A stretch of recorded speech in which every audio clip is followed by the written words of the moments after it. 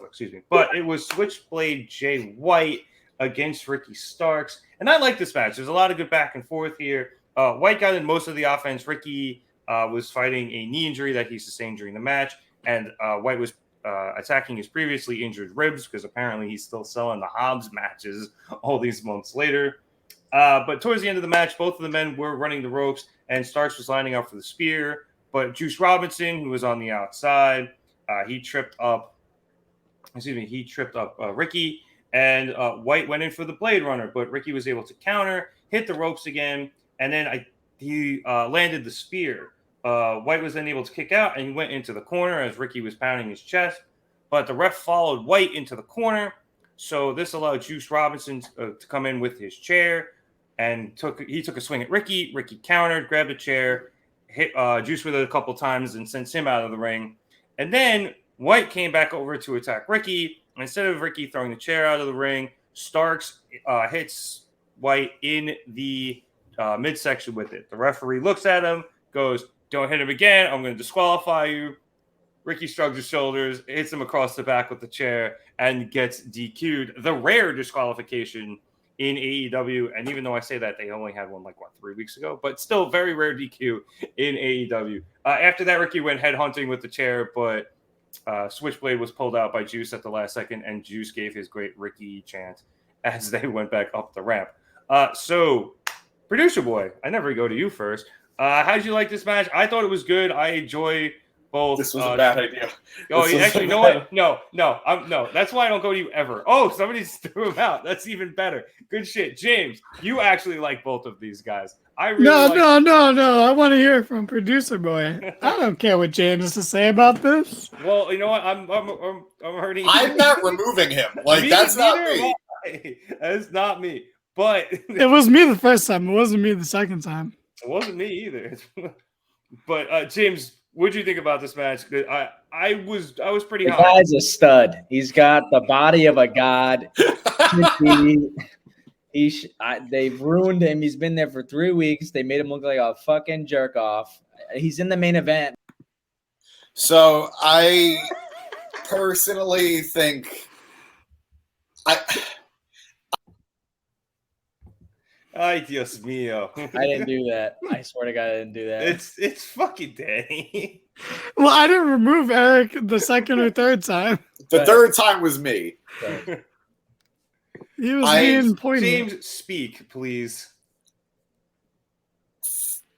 I was very much looking forward to this match going into this week. Why? Because I like Jay White. He's a stud. He's got the body of a god. And Eric could keep going. But Jay White has all the skills, all the talent, all the everything, that it factor, that X factor. To be a mid-carder, yeah. Nope, to be the main event of the company, of any company that he's in. AEW? Yes. AEW, WWE, Impact wishes. But I'm not pissed off with his booking so much because he really debuted in the heat of so many other bigger stories going on. Worst debut of all time. Not at all. Will Ospreay came out wearing joggers. All right, come on. No, I mean and then he had the match of the year with Orange Cassidy. It's true. Also, the Shockmaster, I'm pretty sure, had the worst debut of all time. So you can't really beat that one. But regardless of all that, I went into tonight thinking Jay was going to get the win because we were going to get the Sean Spears turn, and boom, that was it. They're adding an extra wrinkle to this. This is probably going to go. Thank you. You know it. This is probably going to go to the pay-per-view, and maybe then my prediction will come true. But I do agree with Eric to an extent. I don't think Jay White needs to be the guy who's winning everything clean. His whole thing is that he's a schemer. His whole thing is that he's not a chicken shit heel, but he has absolutely no qualms about cheating. So I don't mind him cheating to win his matches, even matches he should easily be winning. That's fine with me. He can't look weak, though, and he's been looking a little weak.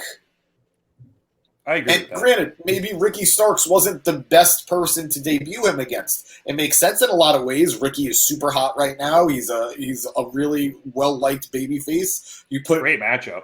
Yeah, good matchup, good promo battle back and forth. Theoretically, they haven't fucking given it to us, but on I like paper, their chemistry tonight too. Yeah, on paper, all of this makes a lot of sense, but something hasn't clicked. I don't know if it's the way it's been booked. I'm going to say it's the way it's been booked, but I would have, in hindsight now, probably started Jay against somebody else. Who couldn't tell you? They booked him as if we all know him. I get we know him, but he's new to the company outside of Forbidden Door or whatever. But now that he's officially with the company, he should his story should start here.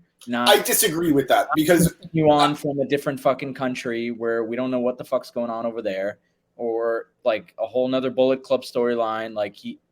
You can still have the Bullet Club storyline, but him just running out and as if everyone knows who he is. We know who he is, but you still have to treat it. It's a bad example, but everyone knew who Bray Wyatt was. Bray Wyatt was, but you debut him in a way where it feels special. I agree with that. He should have had music playing. Yeah, fine. I'm over that, but even outside of that, it's outside of that, this is a normal standard feud. It makes sense, but he hasn't looked. I think the biggest sin against how they've booked him is the match he had against Commander.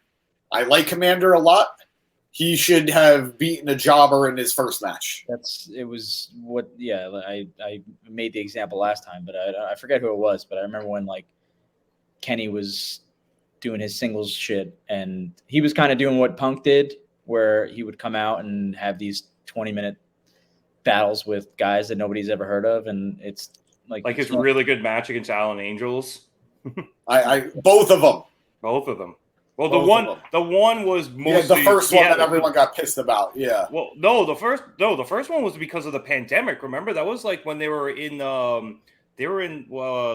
factory, the Nightmare Factory, because they had nowhere else to go, and it was literally just okay, who's around, go out and wrestle, because it was literally the start of the pandemic. The second one, they went back around to it, and and I think it was during the Hangman feud, No, it was. It was good, and it was still good, and he got a good amount of time. He also got a decent amount of time against Bryan. So, point being though, to an extent, I do think Producer Boy's right.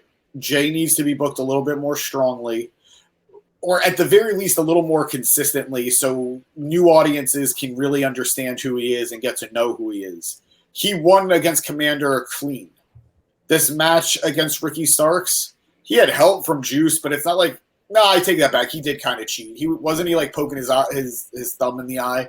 Yeah, Ricky went up for I actually forgot this part. Thank you, because I knew I missed something. Ricky did go for the Rochambeau after he hit the spear, and Jay then raked the eyes.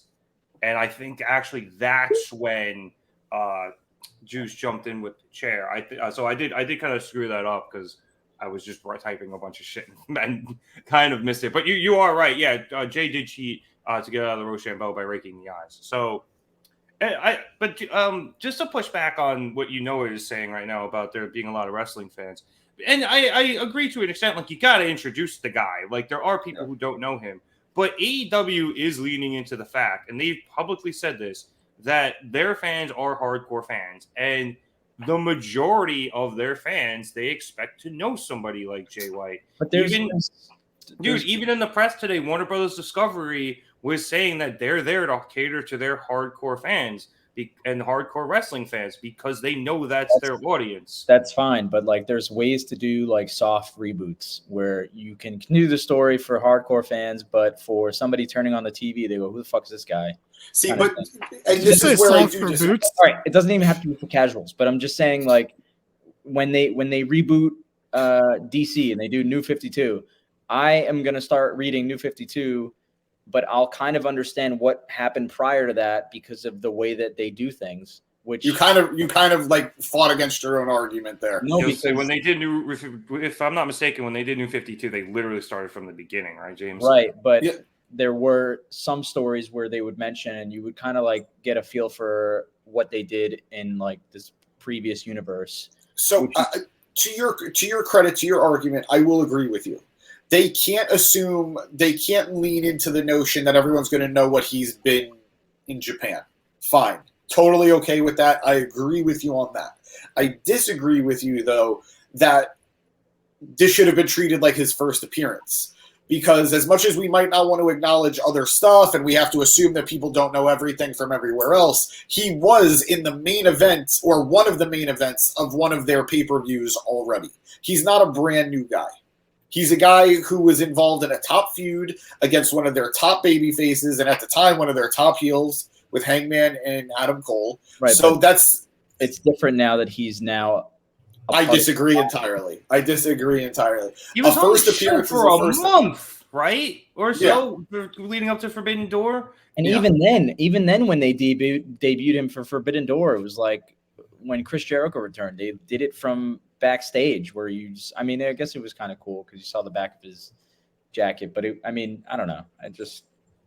There's just certain ways to do things in wrestling, and like the music, like there's something about the music hitting and the whole spectacle of this person, and when it's a run-in, it's kind of hard to do that. They could have made a bigger spectacle of his debut. I'm fine, even though I don't really mind that he jumped Ricky as the start of it. But yeah, they could have made a bit more of a spectacle of it. I really do think with you, James, that the booking here hasn't been great, but you know what? Jay White's a main event player. He is. Also, Danny, what were your thoughts on the match?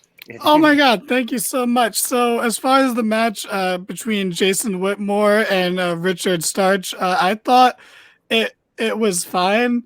It was a fine mid-card match between an upper mid-carder and a regular mid-carder. You got Ricky Starks, who has a bright future, could be a main eventer in the near future, and then you got Jason White, who looks like Sons of Anarchy cosplayer. He looks like Altright or Albright or whatever his name is from My Hero Academia when he has no powers and he's skinny.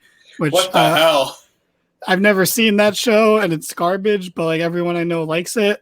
But that's what he looks like. And that's the guy you think is a main event player. Okay.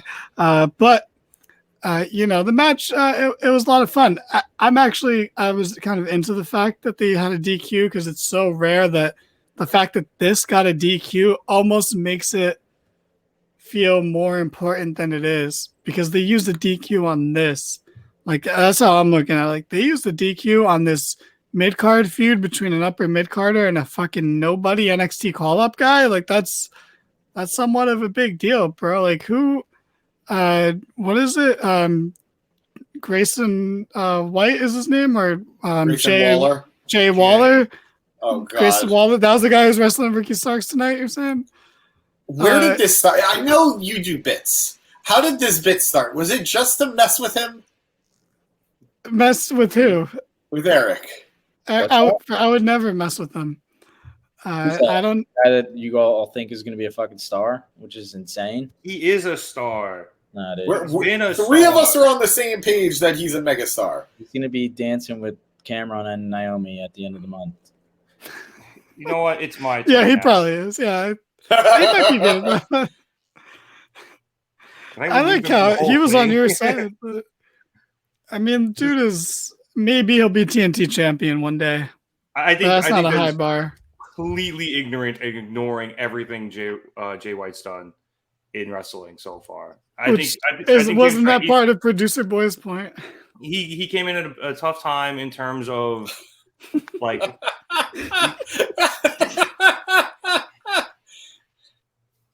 I'm using Final Girl's advice here, not engaging.